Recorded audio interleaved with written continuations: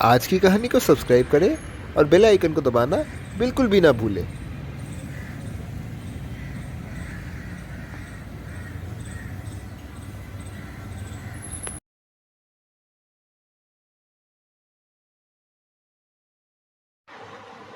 एक कपड़े के कारखाने में एक मजदूर रहता था।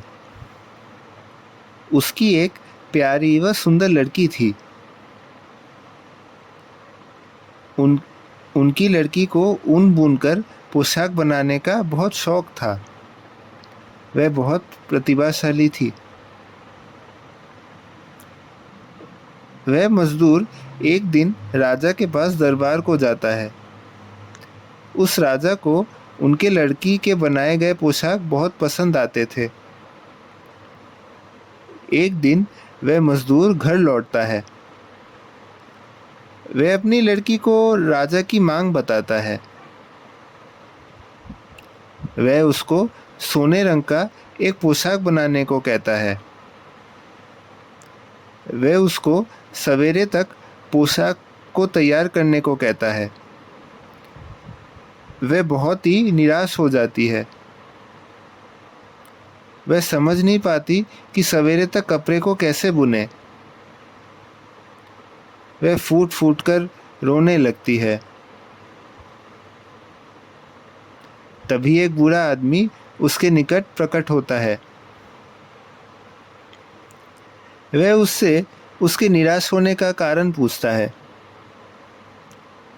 वह लड़की उससे राजा की मांग तथा पोशाक को तैयार करने के बारे में बताती है। वह बूढ़ा आदमी उसकी संकट को सुनता है और उसकी मुश्किल को हल करने की सोचता है। वह कपड़े को फौरन बुनने में लग जाता है। वह आखिर में कपड़े को पूरा बुनकर तैयार करता है। अगले सवेरे को उसके पिता कारखाने में उससे कपड़े लेने को जाते हैं। वह मजदूर कारखाने में प्रवेश करता है और वह पोशाक को तैयार देखता है। वह प्रसन्न थी और अपने पिता को वह पोशाक सौंपती है। मजदूर राजा के दरबार को पहुंचता है और वह पोशाक राजा को सौंपता है। राजा यह पोशाक पाकर खुश होता है। वह सोने रंग के पोशाक को पाकर इतना प्रसन्न होता है कि वह मजदूर के लड़की से 2 और नए पोशाक बनाने की मांग करता है। मजदूर अपनी लड़की के पास जाता है और राजा की मांग बताता है। वह फिर से अकेली पड़ जाती है और रोने लगती है। कुछ देर के बाद वह बूढ़ा आदमी उसके निकट फिर से प्रकट होता है। लड़की अपनी संकट उस आदमी को बताती है। वह बूढ़ा आदमी दोबारा से पोशाक बनाने के कार्य में लग जाता है। वह आदमी उन 2 पोशाक को तैयार करता है। वह मजदूर दोबारा राजा के दरबार को पहुंचता है और उनको वह वस्त्र भेंट करता है। राजा इतना प्रसन्न हो जाता है कि वह उसकी लड़की के आखिरी एक वस्त्र भेंट करने की मांग करता है तथा वह उसको महारानी बनाने के लिए भी कहता है। मजदूर अपनी लड़की के पास वापस जाता है और राजा की मांग तथा शर्त दोनों बताता है। वह बूढ़ा आदमी वहां आता है और एक अच्छा पोशाक बनाने लगता है। वह आदमी उसके कार्य को पूरा कर एक शर्त भी रखता है। तुम्हारे रानी बनने के बाद तुम्हारी पहली संतान को मुझे सौंपना होगा। अगले दिन राजा को वह पोशाक भेंट किया जाता है और राजा खुश हो जाता है और वह मजदूर की लड़की से विवाह करता है। वह मजदूर की लड़की उस राज्य की महारानी बन जाती है। कुछ दिनों के बाद उनके दरबार में एक प्यारी सी संतान का आगमन होता है। एक दिन महारानी अपने आंगन में एकांत टहल रही थी। तभी वह बूढ़ा आदमी उसके निकट फिर से प्रकट होता है। वह अपने वादे की मांग करता है। महारानी निराश होती है और संतान के बदले अन्य मूल्यवान चीज को सौंपने के लिए कहती है, मगर वह आदमी अपने वादे पर अड़ा रहता है। महारानी अब रोने लगती है और वह आदमी उस पर दया करता है और कुछ दिनों का समय देता है। वह आदमी उसे बदले में एक और शर्त रखता है।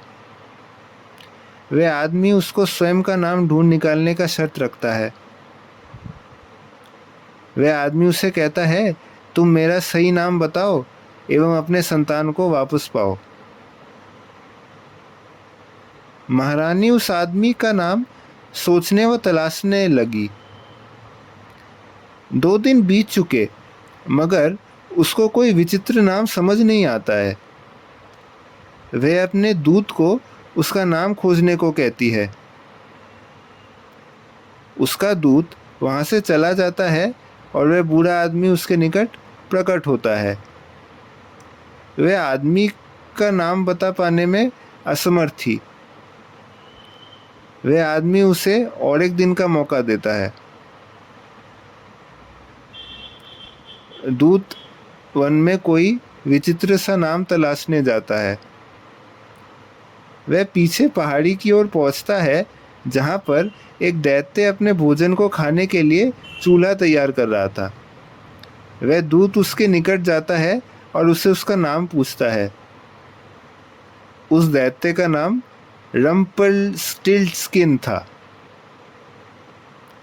वह दूत उस विचित्र से नाम को सुनते हुए महल को वापस लौटता है।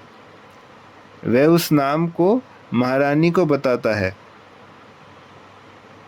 अगले दिन सवेरे को वह बूढ़ा आदमी महारानी के निकट प्रकट होता है।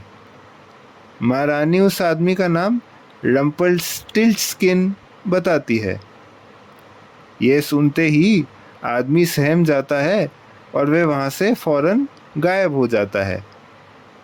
इस प्रकार महारानी यह शर्त जीत जाती है और वह अपनी पुत्री संग खुशी खुशी रहने लगे।